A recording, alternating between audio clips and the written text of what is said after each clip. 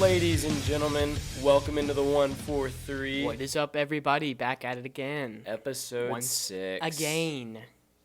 Our first off-season episode. Indeed. We have a guest speaker with us today. What's up? This man, Sean Wright, here. Fellow Dallas Cowboys fan, here to talk some Cowboys football with us. And also, we share another common thing. What is it, Sean? I have a podcast as well. You have No a podcast way. as well. It's not only me. It's two other buddies of mine, my roommates actually.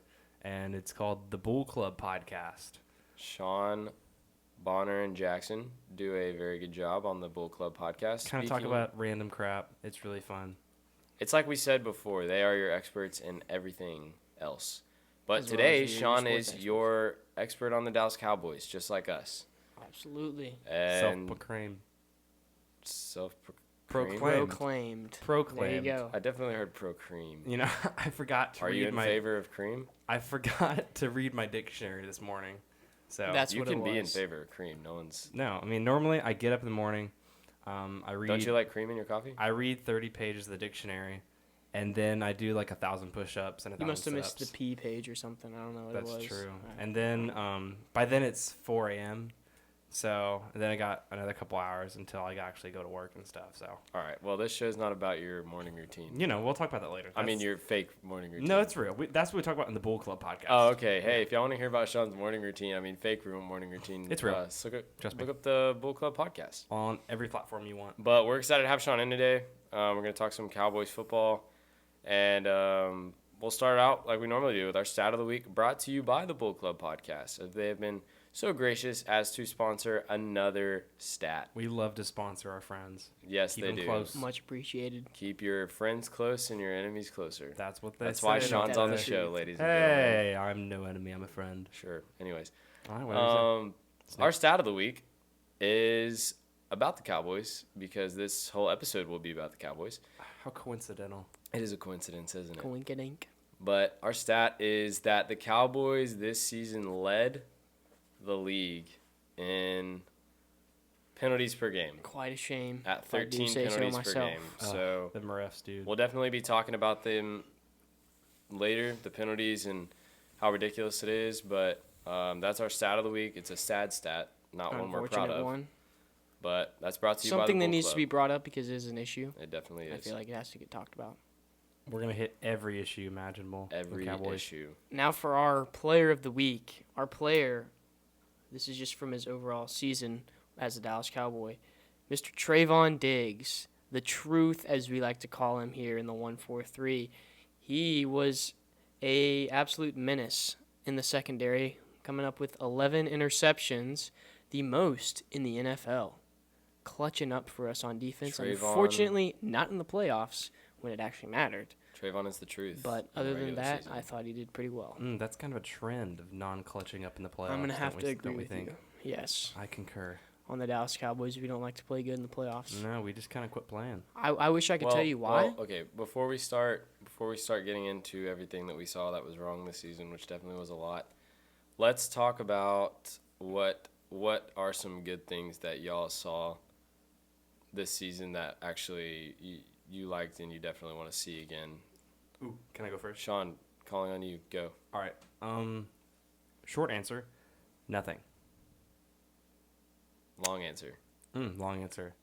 Not one thing did I see that was good. I'm going to have to You just added words to what you- disagree on that one. One good Ooh, thing controversy. I saw Ooh. was Micah Parsons coming in as a rookie, stepping up, Yes. and immediately, okay, he wins Defensive Rookie of the Year. Should have and won then Defensive Player of the He Year. is in running for Defensive Player of the Year Should've as a won it. rookie. People are already comparing him to Lawrence Taylor, and As they obviously should be. some people are like, oh, you can't compare him to Lawrence Taylor. Lawrence Taylor's a Hall of Famer. They're just saying he's on track to do what Lawrence Taylor did because they had such similar rookie years, right? Right. And I feel like Micah Parsons is going to be a very pivotal point for this defense for hopefully a very, very long time if he can continue to do what he did. He is the fastest man in the NFL. Alive. Beat the cheetah fair and square, all right? Everyone wants to cry and say that, oh, Tyreek had a game 2 days after that. Well, plenty of time to recover if you ask me. Still slow. I mean, Micah, you can tell how bad our defense was last year compared to this year. This year, overall in defense, we were the number one defense in the league.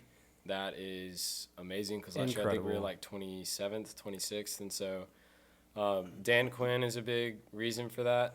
Micah's a big reason for that. Trayvon improving was a big reason for that. Our defense just played great this season. I thought our defensive line was very phenomenal. Like, once they were healthy, whenever we had Randy Gregory, DeMarcus Lawrence at the same time, I felt like that helped us out a lot.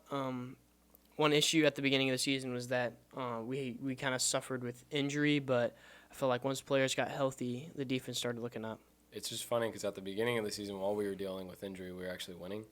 And then when we got all our players back, it didn't seem to matter, and we started losing. I guess so. That's just an observation I'd like to make. But we're still talking about good things that they did. I was very encouraged as well at the beginning of the season by Dak's play. It didn't look like the injury really affected him at all. Started out great.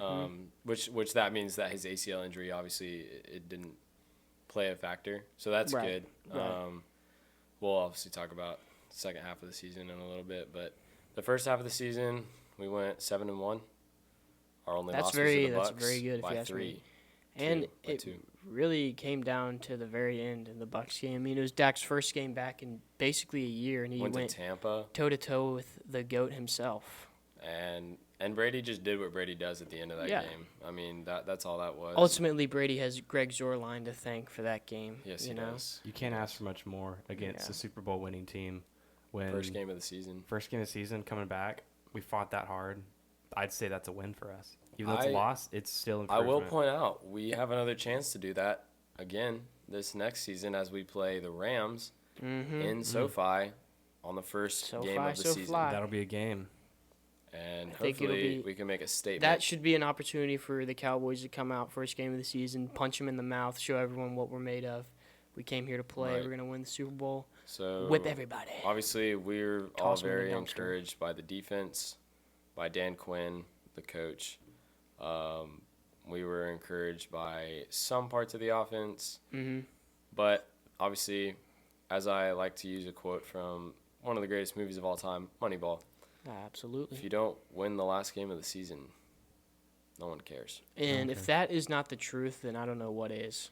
And here's the thing. Let's talk about it. So, obviously, we didn't win the last game of the season, of our season. And,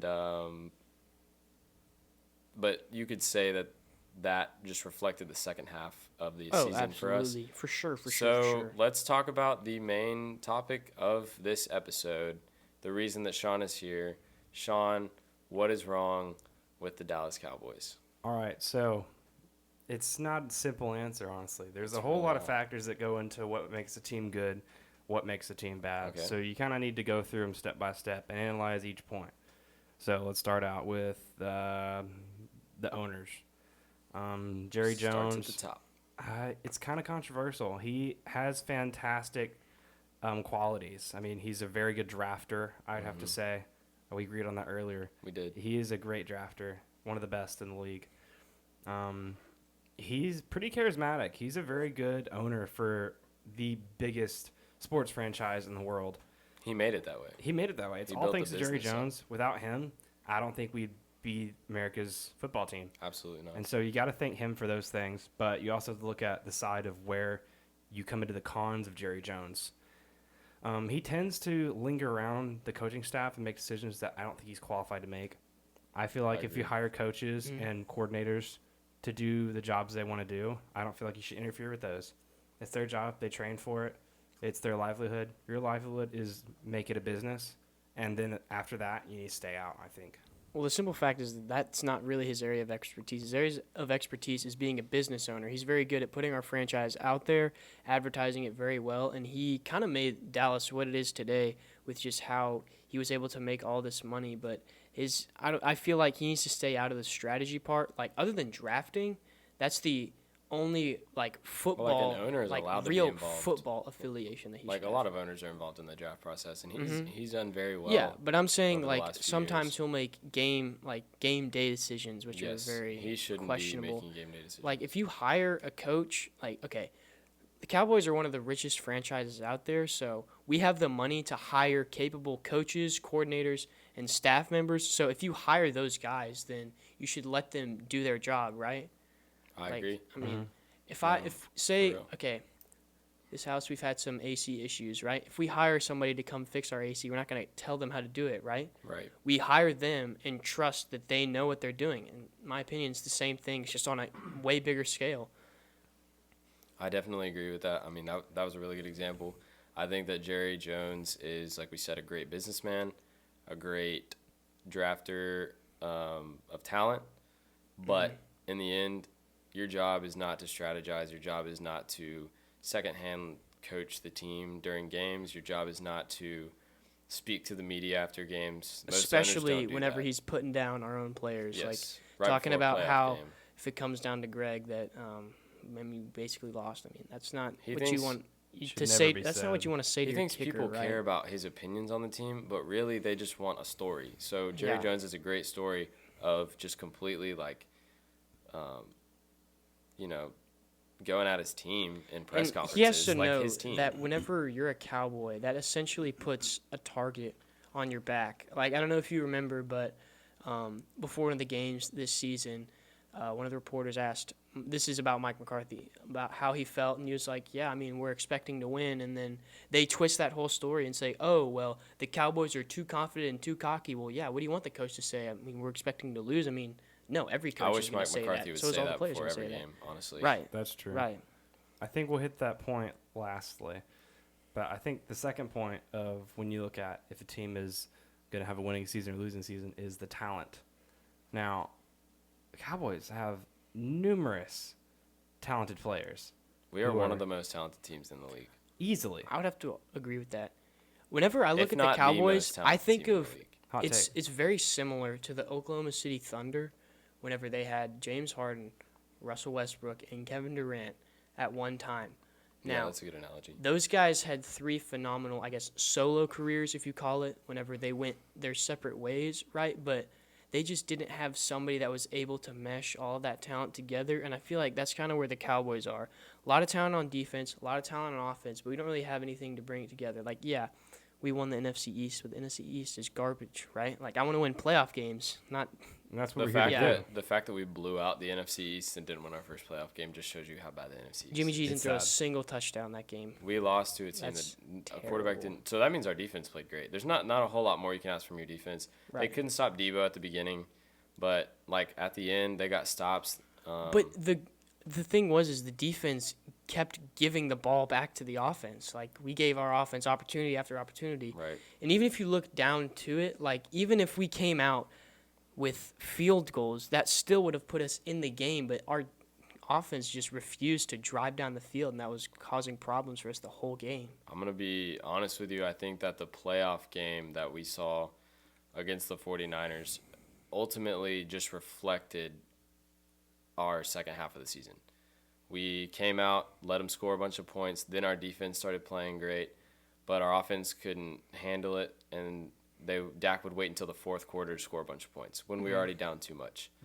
And then obviously we set our playoff record for flags in a game in the playoff game with 14. That's one more than we had per game in the season.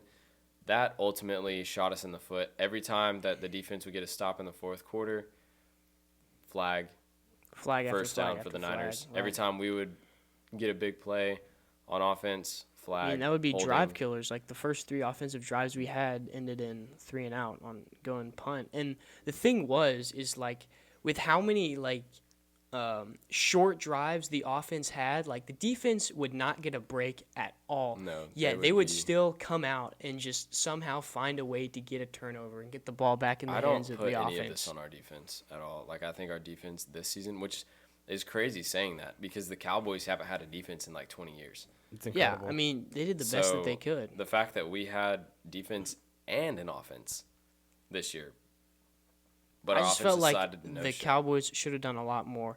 And honestly, I was a little worried, obviously, whenever I heard we were going to play the 49ers, but I was like, that shouldn't be a super-duper difficult game. I mean, that's very doable for the Cowboys, you know, but I feel like it's just those penalties, you know, like we said. I mean, the average And those are 13 mental or errors. so a game, like holding.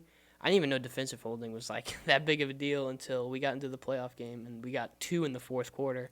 Like, what I the heck? think that it's just crazy that we seem to be cocky in the games that you should be like, yeah, you're going to win.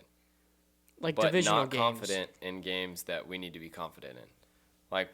Like Sean was saying this earlier, we struggle with the idea of confidence because we're amazingly overconfident in games like against the Giants or the Washington football team / I hope you Redskins beat / Mike Commanders. Lennon, the backup for Daniel Jones when you play the Giants. Yeah, or the Eagles, like playing their backups against us. Yeah, we won that game 56-26. Like, congratulations, guys. Like, you should win that game. Easily. But then we go into the 49ers game and we play like we've never seen a good team before. Like that, all we've been playing is bad teams. But we lost to the better teams in the season. We lost to the Chiefs. We lost to the Raiders. We lost to the... Who else did we lose to? We lost to a bunch of people. Oh, the Bucks. Yeah, we lost to That was a all huge the one. teams that we played that eventually made the playoffs. We lost to. But I feel like we didn't beat a playoff team, except for the Eagles. Yeah, but I mean, the Eagles got...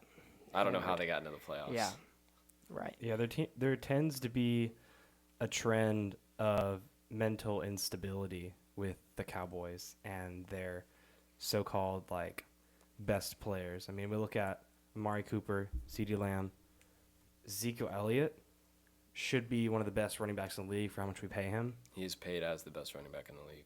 Paid That's as how the much best running he's back in the league. paid. But I would argue not the best quality quarterback. I mean, running back in the league because I mean Tony Pollard. Could we talk about him for a second? We could, because that's actually one of the things that I liked about the Cowboys this year. I feel like he was better. He should have gotten screaming more reps. at the top of my lungs watching the playoff game that we need to put Pollard in. Like for Zeke and just stub him completely because Zeke was terrible. I hate how In the they playoff put game. Zeke in for the touchdowns, and Tony's just the workhorse. Tony will drive him 70 yards up the field, and then Zeke Did gets all the 1 yard work. gain. I feel like did Tony's nothing. more explosive. He's faster. He's more athletic. He's quicker. He has better hands. He can see the hole better, and he can hit the hole better. He's the more only motivated. thing that Zeke is good at is when we're on the 3 or we're on the 2. We just hand it to him, and he's able to bulldoze his way Is in. it a hot take that Zeke is more of a fullback? I mean, In my opinion, I think he should switch to fullback. that's what he's looking like. I don't mean, think it's a hot the take. speed. Have you ever heard of a $96 million fullback? The No. speed is no longer there. You know. The drive, motivation is no longer Right. there. Dude, He's The dropped. man goes to Cabo, Mexico to quote, air quotes, if I don't know who's watching and who's listening right now, but to quote train, he's not training. He goes to the beach. Dog, if you're out there Dude, by yourself, we all know you're just partying or The beach doing whatever slowed you him do. down. I know. Well, it looks like he puts Why on are you weight training on in the sand, off-season. dog? You play on turf. Like seriously. Yeah, well, I don't know why Go you'd be back training in and sand. practice with a team like a normal person. I just think Pollard has huge upside, and Zeke has shown for 3 years now that he is just declining. I mean, you see their goals in mind when they play. Obviously, Zeke's mind was getting his bag, getting paid, being one of the highest Right. paid running backs in the league. Look at Tony. I mean, his goal is to be better than Zeke. I mean, he's competition. Because he's the running back too, so he's trying to fight for that running back And one obviously, spot. I think he's winning, and I'm surprised they haven't given it to him yet. He needs that number one I think it's spot. strictly because of money, because like you can't sit Zeke on the You bench. can't and be paying him bench that much. Zeke because he's so expensive, right? Like I it think, would not make I sense. think trade Zeke, get as much as you can for him right now. You might get a few picks. He's still pretty it'd be worth valuable. it. Where I feel like we could get something out of him. I don't feel like dude, you right? could get first round for him, but maybe a second round. The maybe Cowboys, higher. it's not a trading team. We don't like We to trade. Rarely Yeah. trade high-valued players. We'll When- sign a few free agents, but we like to draft. as soon as Jerry drafts them and he likes them a lot, They're there. he's never losing you. Well, he definitely got a lot of credit for drafting Dak and Zeke, so he's not going to let them go very easily. No way, those are his Because then prized that would- possessions. Which, like, at the prove that- time, it looked great. Yeah. Let's shift the focus and talk about Dak for a second. Ooh. Highest paid quarterback, $75 million strictly off of his contract this season. And he comes out and plays like normal Dak. Yeah. He's good in First round bad exit. games, and he's bad in good games. Yeah. So You have to ask yourself, is that worth $75 million? it's not. You think it's a hot take to say not? I would say. I would it's not. say it's a fact. That's what I would say. I would agree. I mean, there's a huge problem there with Dak. I mean, looking at the playoff game, there were a couple times where you would look at Dak and you'd be like, was that really the right read? He's trying to force a ball into double coverage. Or CeeDee Lamb got little to no receptions that game because the few times that he was open, Dak would overthrow him by like like 3 feet over his head, and it's like, what are you doing, man? And he's Dak too. had so many bad things. I can't tell you how many times I've seen this thing where he's indecisive, where he's running to the line of scrimmage, where he's like pump faking, or you don't know if he's gonna run or whatever, and it'll be like a 1-yard gain or like a sack or something Or with the he'll line of throw it away, scrimmage. and Yeah, right. You're just like, dude, you could have at You least just gotta make tried your decision, something. right? I think that the playoff game, and I love Dak. I think he's a great guy. Like Off the field, he's a phenomenal human being. I loved him as a quarterback too. But the playoff game, you can't put that on anyone but Dak. Right. Like that was Dak's fault. With the fact that we only scored 1 touchdown in 3 quarters, that's on Dak. The offense is yours, dude. Like I know you're supposed to be Zeke the was captain terrible, or right? the leader or whatever. But it's not on the running back. It's on the quarterback. If you can't score, The more Cowboys than should 7 not be a points. running team. If No. we have Dak in the backfield, CD, Amari, and honestly, Cedric Wilson, I feel like he's a pretty decent He's wide very receiver good. 3, right? And Dalton Schultz. Mm-hmm. He was a very lethal tight end. Absolutely. He was a yak machine.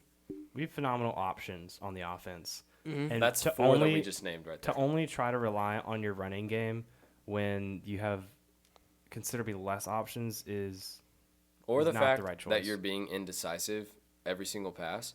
Like we're paying Amari big money, right? We're eventually going to pay CD big money. Right, because they're that Dalton valuable. Schultz is a catching machine. Lethal in the red zone. These if you ask me. guys get paid to be covered and still catch the ball. Mm-hmm. You're not supposed to be wide open in the NFL. That's No. not how it works. So if they have a guy on them, you still throw the ball and hook. Like their job is to make the catch. I mean, it's a receiver. The job is to receive. And They're only also, gonna try to if get you it. fit it, if you're a professional quarterback, the highest paid quarterback in the league, you should be able to make that perfect throw where only your guy can get it and it's away from the DB, right? Right. You'd only think with If you're the highest how paid, much yeah, we're paying the Mr. best- Prescott over here. highest paid, like a lot of people equate that with best quarterback in the league. Well, Nowadays, because of everyone being the highest paid, like no one equates it with that anymore because he's obviously not the best quarterback in the league, and he's done nothing to earn highest paid to quarterback earn in the any of league. that money that He's he's 1 gotten, and 3 in right. playoff games. If you can't deliver in the playoffs, then you're not good. You're remembered for how you do in the playoffs. It's true. So I think Dak's a problem. Zeke is a problem. Let's look at the solutions. I don't feel like the Okay. immediate reaction for Dak is like cut him or trade him. I feel No, like I'd those of say course give him- not. those we are gotta very give 'em both another treatable season. symptoms or whatever. But This offseason, The reason why we're saying get rid of Zeke maybe is because we have a very reliable option just, sitting wasted behind him cap space. in running back too. Exactly. a lot of cap Yes. space. And also, I feel like if we could be paying Dak less, like he does not need to be paid that much money, right? Then we he could will go be out, paid less this next year. maybe get some more weapons. Like you know how Tom Brady, when he went to the Buccaneers, Tom right? Brady's the best example. Yeah, he refused to take all that money, and that way that they could build the team around him Tom Brady and was get the him GOAT. Like, some weapons. When he went right? to Tampa, he was already the GOAT.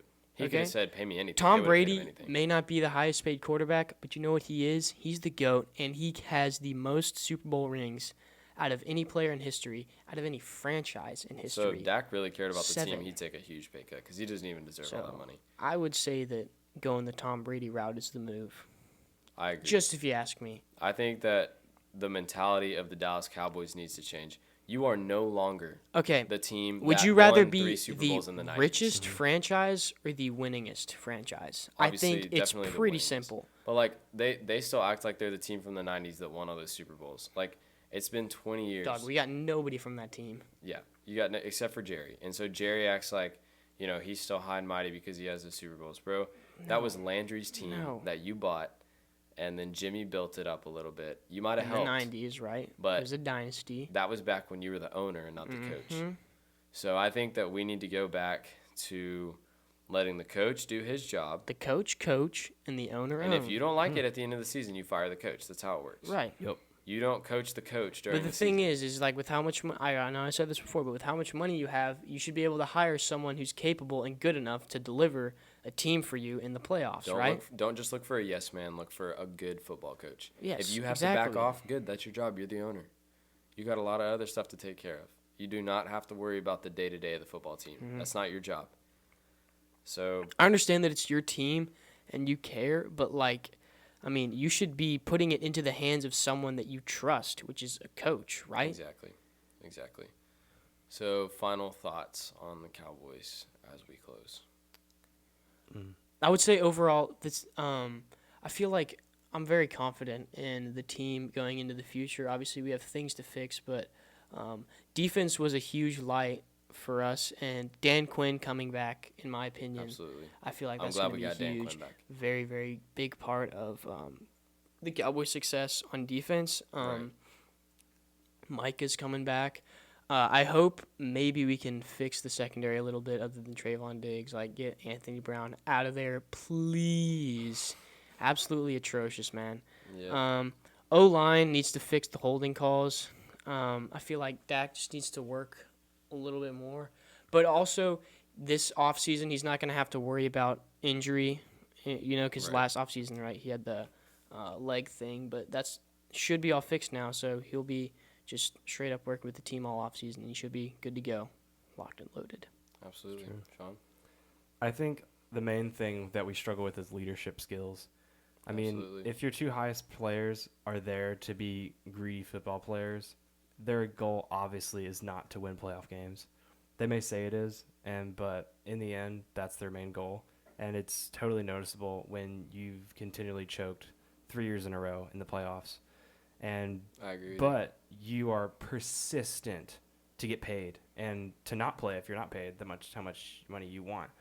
And so that trend does not look well for the rest of your team. Like, they're going to see the quarterback, which is lead of the offense, just begging for more money. Why would I want to play good for this quarterback? I don't know the chemistry on that team, but from the outside view, chemistry is the thing I want the most. Absolutely. Because it's obvious if he's taking double takes and he's not trusting his wide receivers, there's got to be some sort of link that they're missing. And I think that there's no one else there keeping them accountable, telling them the truth, telling them what's up, being like, hey, we're here to play football, not to get money. And I so agree. in the end, I feel like that's like a morality thing almost. And that'll be really hard to change them as a person for Zeke and Dak. So I don't see any change like that in the coming years unless something big happens and they get it thrown in their face. But I don't know what could change that, but it would need to be something really strong.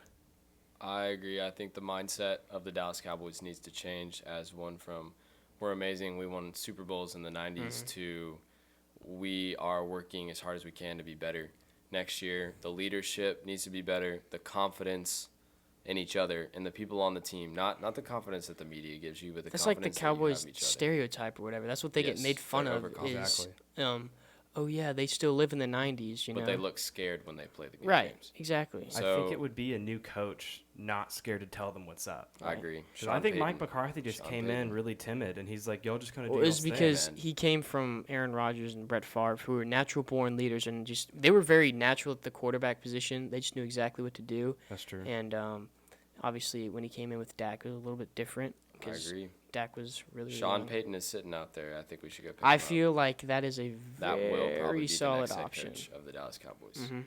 Well, we can definitely talk about that in future episodes.